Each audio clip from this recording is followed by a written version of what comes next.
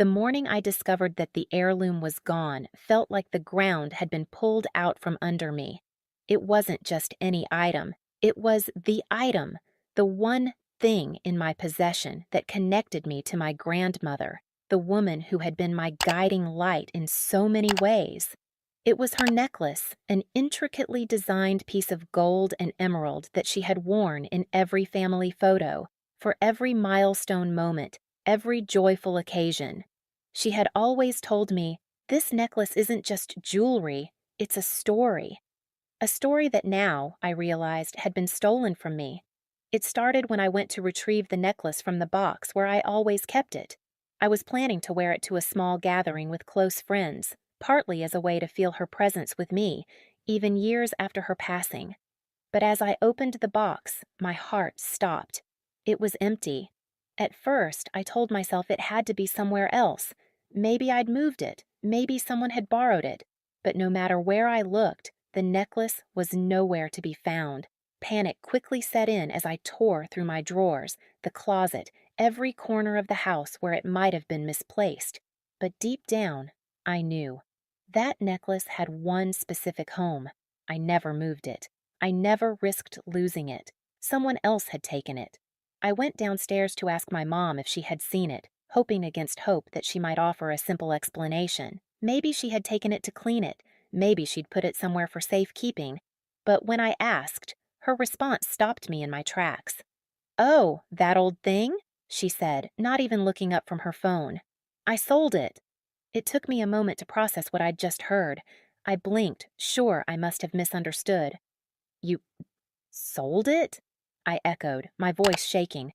She finally glanced up, her expression unfazed, almost amused.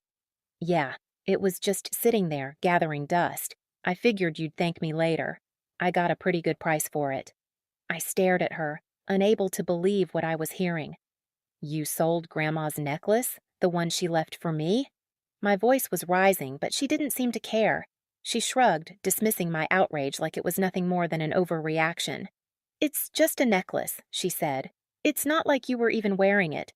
And besides, now we've got some extra cash. You'll get over it." The casualness of her response, the complete lack of remorse, made my blood boil. This wasn't just about the necklace. It was about what it represented.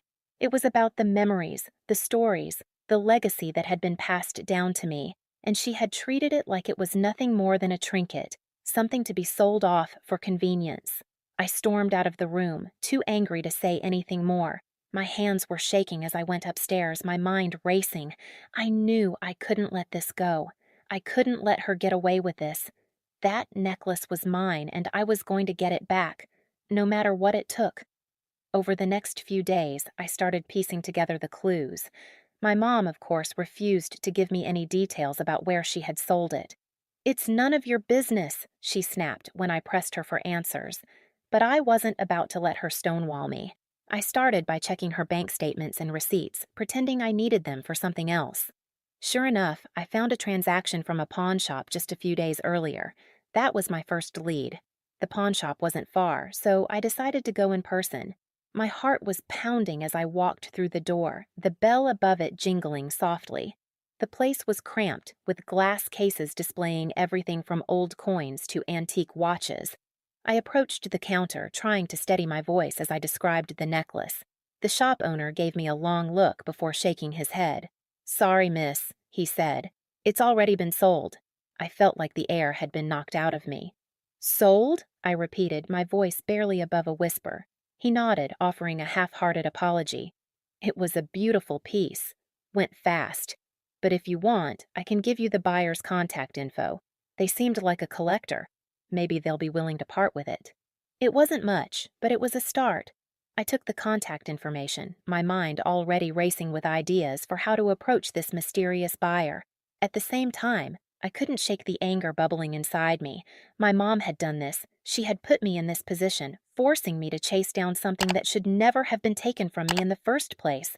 And as much as I wanted to focus on getting the necklace back, I couldn't ignore the sense of betrayal that weighed heavy on my chest. What happened next would not only test my determination, but change the way I saw my mom and myself forever. Stay tuned for part 2, where the search for the heirloom takes an unexpected turn, and the confrontation leads to a twist no one saw coming. When I finally got the contact information for the buyer, I felt a mix of hope and trepidation. Part of me was terrified that the necklace was already out of reach, tucked away in someone's collection, or shipped off to another part of the world. But I couldn't let that fear stop me. This wasn't just about retrieving an heirloom, it was about preserving a connection to my grandmother, to my family's past, and to my own sense of identity. There was no way I was going to give up. The buyer, as it turned out, lived only a few towns over. Their name was Sylvia, and according to the pawnshop owner, they were a collector of fine antiques and rare jewelry. I decided to reach out, crafting a carefully worded email explaining the situation. I didn't want to come across as desperate, even though I was.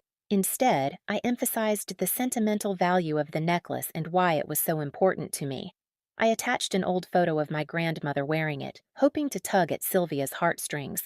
To my relief, she responded quickly. Her tone was polite but firm. She understood the necklace's significance to me, but she had purchased it legally and wasn't obligated to return it. However, she added, she might be willing to consider parting with it for the right price. My heart sank as I read her message.